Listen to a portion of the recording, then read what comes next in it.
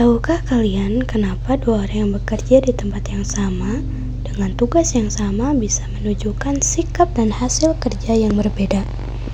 Jawabannya ada pada dasar-dasar perilaku individu.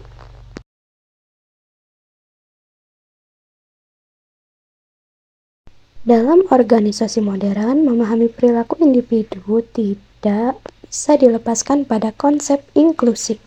Inklusi bukan sekedar menerima perbedaan. Inklusi adalah proses memastikan setiap individu, apapun usia, gender, atau latar belakangnya, merasa dihargai dan memiliki akses yang sama terhadap peluang. Namun realitanya di Indonesia, isu inklusi masih menjadi tantangan. Partisipasi perempuan di sektor formal masih terbatas. Stereotip jurusan di kampus masih terjadi dan budaya patriarki masih mempengaruhi struktur sosial. Inilah mengapa inklusi menjadi pondasi penting dalam perilaku organisasi. Perilaku individu dipengaruhi oleh karakteristik biografis. Pertama, usia. Banyak asumsi bahwa semakin tua seseorang, produktivitasnya menurun. Namun, penelitian menunjukkan bahwa usia tidak memiliki hubungan langsung dengan kinerja. Bahkan, pekerja yang lebih tua cenderung memiliki tingkat turnover yang rendah. Kedua, gender. Secara umum, tidak ditemukan perbedaan signifikan dalam kemampuan analitik, motivasi, atau kemampuan belajar antara laki-laki dan perempuan. Ketiga, status perkawinan. Karyawan yang telah menikah cenderung lebih rendah tingkat ketidakhadiran dan lebih tinggi kepuasan kerjanya.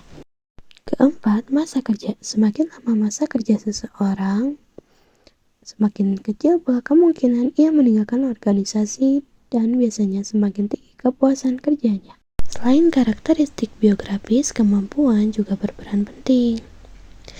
Ada kemampuan intelektual seperti kemampuan numerik, verbal, dan penalaran. Ada juga kemampuan fisik seperti kekuatan, fleksibilitas, dan stamina. Yang menentukan bukan siapa yang paling pintar atau siapa yang paling kuat, tetapi apakah kemampuan tersebut sesuai dengan tuntutan pekerjaan.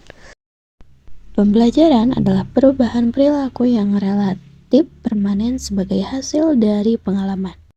Ada 3 pendekatan utama dalam proses pembelajaran perilaku individu di organisasi. Pertama, classical conditioning sebagai pendekatan pembelajaran melalui asosiasi. Lalu yang kedua, operant conditioning sebagai teori pembelajaran melalui konsekuensi. Dan yang ketiga, social learning theory sebagai teori pembelajaran melalui pengamatan dan peniruan.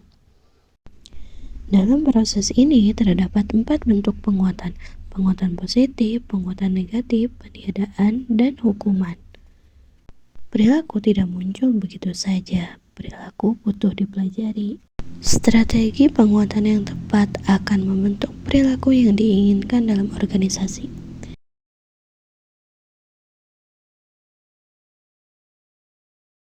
Memahami dasar-dasar perilaku individu membantu organisasi menciptakan lingkungan kerja yang adil, efektif, dan inklusif. Karena pada akhirnya, organisasi yang kuat bukan hanya dibangun oleh sistem, tetapi oleh manusia di dalamnya.